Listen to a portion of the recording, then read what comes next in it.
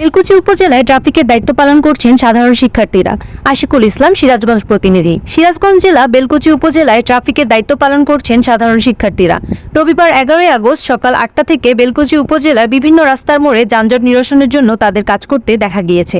সরেজমিনে গিয়ে দেখা যায় সড়কে অবস্থান নিয়ে ট্রাফিক নিয়ন্ত্রণ করছেন শিক্ষার্থীরা। নিয়ন্ত্রণের জন্য হাতে লাঠি, মুখে বাঁশি নিয়ে ট্রাফিক পুলিশের মতোই ইশারা ইঙ্গিতের মাধ্যমে গাড়ি চলাচল স্বাভাবিক রাখার চেষ্টা করছেন শিক্ষার্থীরা। এই সময় শিক্ষার্থীরা মোটরসাইকেল আরোহীদের হেলমেট পরে নিয়ম মেনে গাড়ি চালানোর অনুরোধ করছেন। এছাড়া তারা সবাইকে দ্রুত গতিতে গাড়ি না চালানোর জন্য পরামর্শ দিচ্ছেন। এদিকে রাস্তায় পুলিশ প্রশাসনকে এখনও দেখা যায়নি, তবে সতর্কতা অবস্থানে দেখা গিয়েছে র্যাব 12।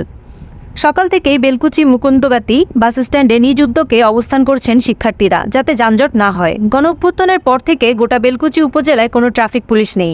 এ অবস্থায় বেলকুচিবাসীকে স্বাভাবিক অবস্থায় ফিরিয়ে আনা আমাদের দায়িত্ব। এই দায়িত্ববোধ থেকেই সড়কে যানজট নিয়ন্ত্রণে নেমেছি। ট্রাফিক পুলিশ সদস্যরা দায়িত্বে আসা না পর্যন্ত এই কাজ আমরা চালিয়ে যাব। পথচারীরা বলেন, আমরা খুবই খুশি সাধারণ শিক্ষার্থীরা রাস্তায় যানজট নিরসনের জন্য কাজ করছেন। এতে আরও বেশি ভালো লাগছে। তারা বলেন, নতুন উদ্যোগে নতুন উদ্যমে দেশটি এগিয়ে যাক।